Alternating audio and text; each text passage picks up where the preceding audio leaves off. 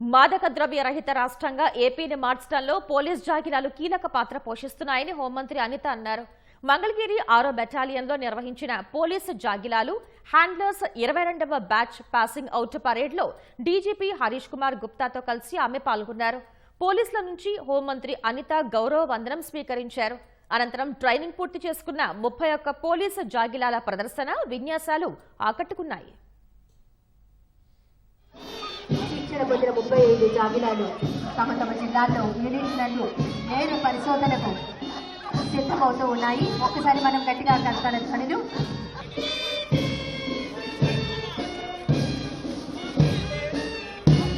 తమ హ్యాండ్లర్స్ కలిసి నమస్తే చేయబోతున్నారు.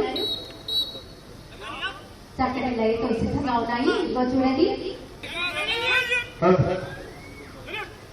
హ్యాండ్లర్ కమాండ్స్ కూడా వెంటనే సహయోగం చేయడం.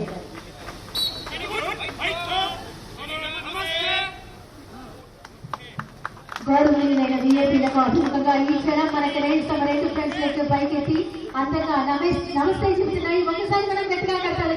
అందిద్దాం. జాగిలం ఒక్కొక్క హడిల్ను దాచుకుంటూ అగ్ని జ్వాలలను సైతం లెక్క చేయకుండా తన హ్యాండ్లర్ ఇచ్చిన కమాండ్ పాటించడమే లక్ష్యంగా ముందుకు సాగిపోతుంది.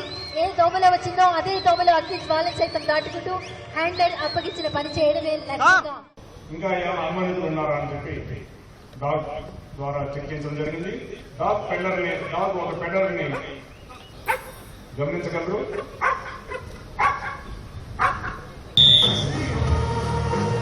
ఇదే మనకి శక్తి శిక్షణ. భారతదేశంలో కానీ ప్రపంచంలో కానీ ఎక్కడైనా సరే అనుమానిత వస్తువులను గుర్తించడానికి వీలుగా మనం ఈ జాగిలాన్ని ఉపయోగిస్తున్నాము. ఈ ప్రదర్శనలో జాగిలం అనుమానిత వస్తువులను గుర్తించి మాస్టర్కి ఇచ్చిన ఇండికేషన్ మీద ఆ వస్తువుని మనం ఓపెన్ చేస్తుంటాం. దాంట్లో అనుమానిత వస్తువులు ఉన్నాయా లేదా అనేది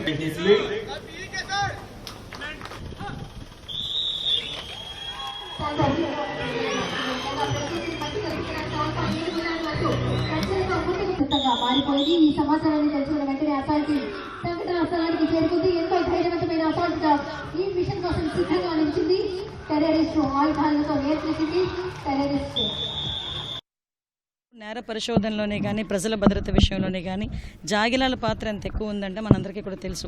కానీ లాస్ట్ గవర్నమెంట్లో దీన్ని కంప్లీట్గా పక్కన పెట్టేయటం, ముఖ్యంగా మాదక ద్రవ్యాల అన్వేషణలో కూడా ఈ జాగిలాల పాత్ర లేకపోవడం ఇవన్నీ చూసి ప్రత్యేకమైన దృష్టి కూడా పెట్టి ఈరోజు 35 డాగ్స్ని ఈరోజు ఇక్కడికి తీసుకురావడం ఫస్ట్ టైం. ఈరోజు అవి కూడా ఒకటే బ్రీడ్కి సంబంధించిన డాగ్స్ కూడా ఇక్కడికి తీసుకొచ్చి వాటిని అన్నింటినీ కూడా ట్రైన్ చేయడం, అవన్నీ కూడా ఈరోజు ఒక 3 ఆస్పెక్ట్స్, ఒక పక్క నార్కోటిక్స్ కానీ, ఒక పక్క నుంచి మనకి బాంబ్ ఎక్స్ప్లోజివ్ ఐటమ్స్ పసిగట్టడంలో కానీ, అసాల్ట్స్ విషయంలోనే కానీ, ప్రతి ఒక్క విషయంలోనే కూడా అవి ఎంత మంచిగా ట్రైనింగ్ అయినాయో మీరందరూ కూడా చూశారు. ఈరోజు ఇవన్నీ కూడా రేపు పొద్దున్న ప్రజల భద్రత విషయంలోనే, అదేవిధంగా ముఖ్యంగా మాదక ద్రవ్య రహిత రాష్ట్రంగా మార్చాలి అన్న ప్రత్యేకమైన నినాదంతో దృఢ సంకల్పంతో వెళ్తున్న గౌరవ ముఖ్యమంత్రి గారికి ఇదొక ఏడా నవ్వుతుంది ఈరోజు.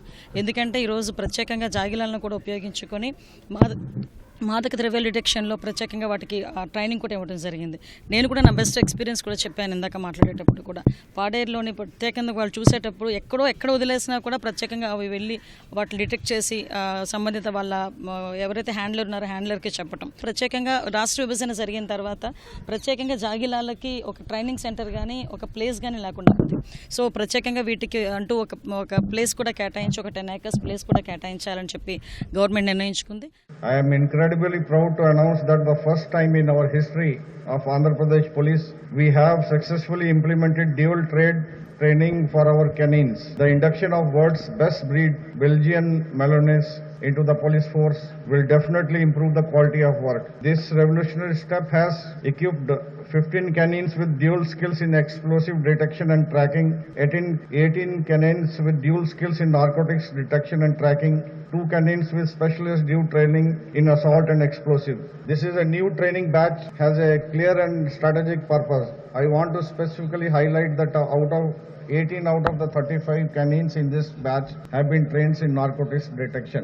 This is just not a coincidence. It's a clear statement of our department's sincere and unwavering commitment to the eradication of narcotics from our state.